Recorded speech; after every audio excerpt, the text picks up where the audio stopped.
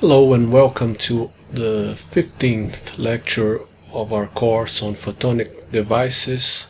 On today's lecture we're going to be discussing the emission and absorption rates, which basically give us the number of photons which are emitted or absorbed by the material per unit time, per unit volume. The number of emissions or absorptions per second inside a semiconductor will be directly proportional to three things, basically.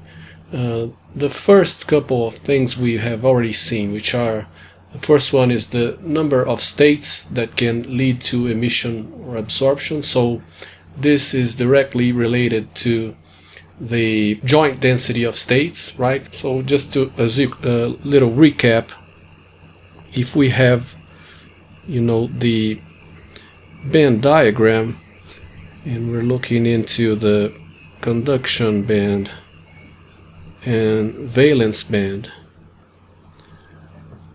basically, the larger the number of pairs of states which are available for the electron and the hole to be in.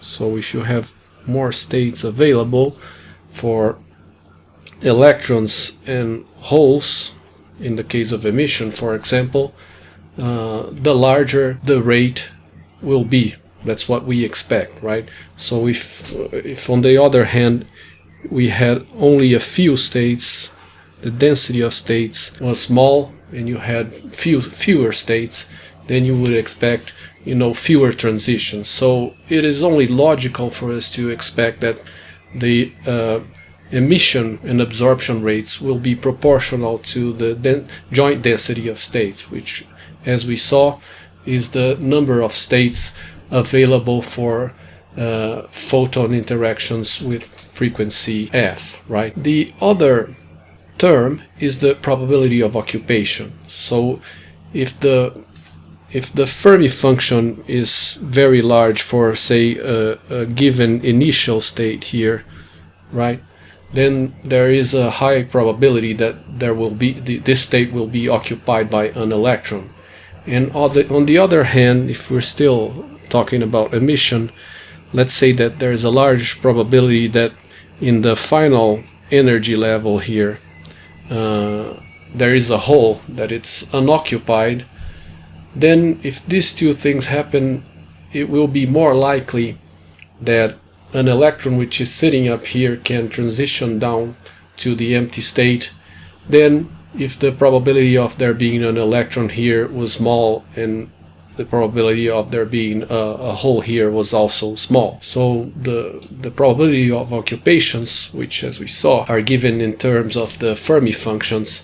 So the probability of occupation for pairs of states that can lead to emission and absorption, Fe and Fa, will also be directly proportional to the total number of emissions per unit time. And finally, the transition probability for emission or absorption is a third factor here, which will play a role in the emission and absorption rates as well. So the higher the probability that a given transition happens, say a transition of an electron that's in the conduction band into the valence band or vice versa, the higher the probability that this happens, the larger the emission or absorption rates will be as well. If there's an electron up here and an empty state down here, but the electron just sits up here for a very long time without transitioning down, there will be no emitted photon. So this is directly related to this third term right here. Or if the electron does not sit up here for a long time, it transitions down, but the transition does not happen with the emission of a photon, then this third factor here will be small. So purely the fact that there is an electron in the conduction band and a hole in the valence band does not guarantee that they will immediately recombine, emitting a photon. Okay, the recombination and the generation processes take a certain average time to happen. So this is related to the electron hole generation or recombination lifetime. There is a certain time that the electron can, for example, sit in the conduction band without recombining with a hole in the valence band, and there's a certain time as well that the electron can, be in the valence band without transitioning into the conduction band, process in which an electron hole pair is generated and is related to absorption in some cases. Okay, and the transition probability, which is the third term we've just seen, is inversely proportional to this lifetime that we're mentioning. So if tau, for example, right, if you're looking at the band diagram, and we have the bands right here, and for example, tau is the time it takes on average for an electron in the conduction band to recombine with a hole in the valence band.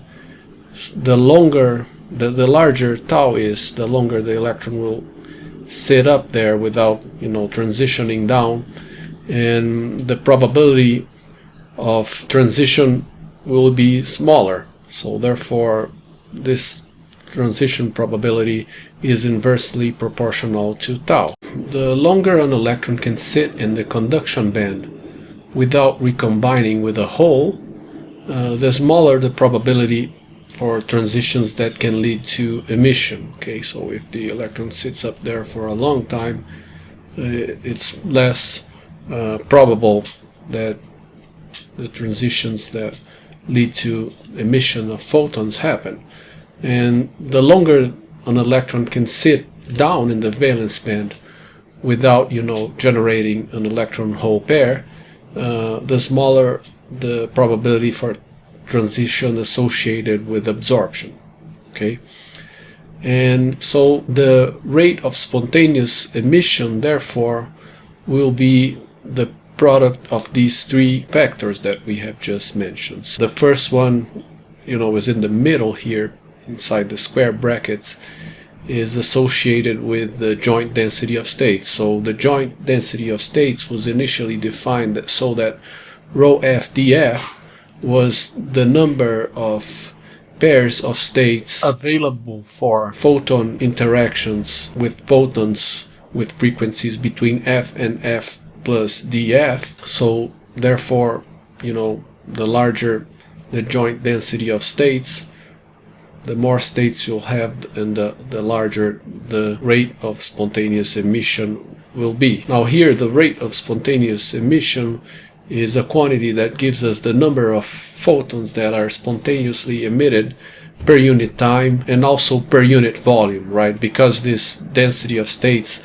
is normalized with respect to the volume of a semiconductor. Of course, if you have a larger volume, you expect more photons to be emitted, so this is normalized with respect to volume. So the number of photons emitted per unit time, so it's a rate per unit volume, okay, normalized with respect to the unit volume. So this is the first term.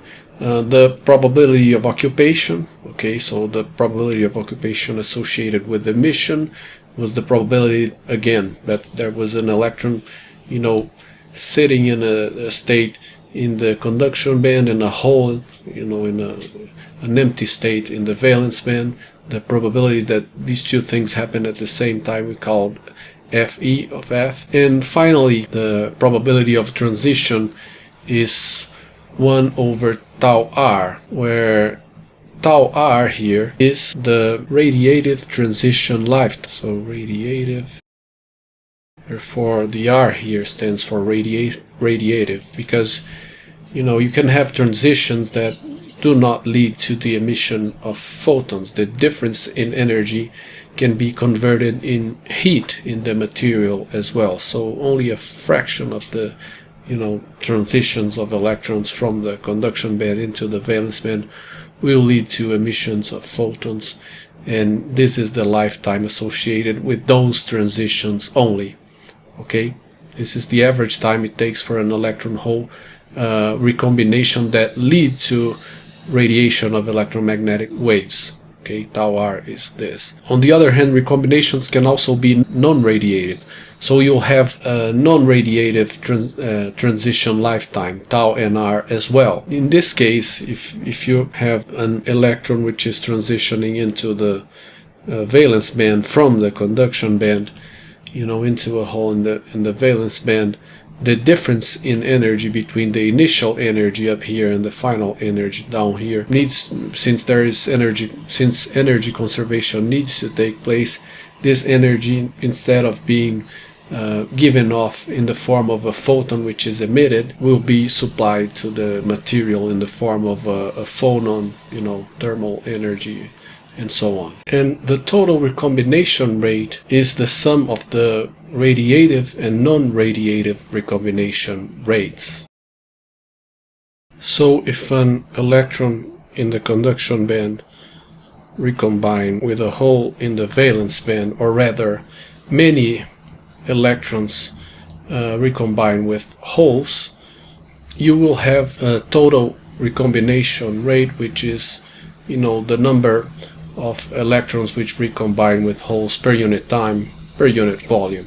Now, some of these recombinations will be radiative and induce the emission of a photon, and some of them will not be radiative, so the difference in energy is given off as heat to the material, and so on. And we expect that the recombination rates which are radiative and the recombination rates which are non-radiative add up to the total recombination rate. Okay, so let's say that you have 5 photons per second being emitted due to the recombination of electron hole pairs, and you have 7 electron hole pairs which recombine without the emission of a photon. So 7 electron hole pairs which recombine per second without the emission of photons. Therefore, you have a total of 5 plus 7 equal to 12 recombinations per second. Okay, that's what we're saying here. And since the recombination rates are inversely proportional to the lifetimes, therefore we expect that the total recombination rate, which is inversely proportional to the total recombination lifetime, which is this, okay, total recombination lifetime, so total be equal to the radiative recombination rate plus the non-radiative recombination rate, and therefore 1 over tau will be equal to 1 over tau r plus 1 over tau nr. But we are interested here in the radiative recombination. So in order to make light sources, the radiative recombinations are the ones that matter. And while in a direct bandgap semiconductor, the radiative recombination lifetime will be of the same order of the non-radiative recombination lifetime. So what we're saying is that for a direct gap material, tau r will be of the same order of tau nr. Okay. Whereas for an indirect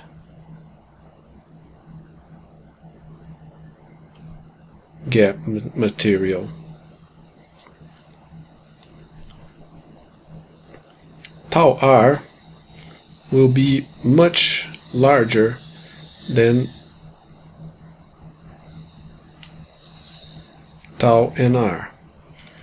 Therefore, an electron which would recombine with a hole with the emission of a photon will sit up in the conduction band for a much longer time before recombining, because as we've mentioned, there is a very small likelihood that this recombination will happen, because conservation of momentum needs to take place as well as the conservation of energy, and this is very unlikely for an indirect bandgap semiconductor. Therefore, tau r will be much greater than tau nr. So you'll have many more non-radiative transitions than you'll have radiative transitions in these types of material. Now that's the case for spontaneous emission, which we've just seen. In the case of stimulated emission and absorption, there is an additional factor in the stimulated emission and absorption rates.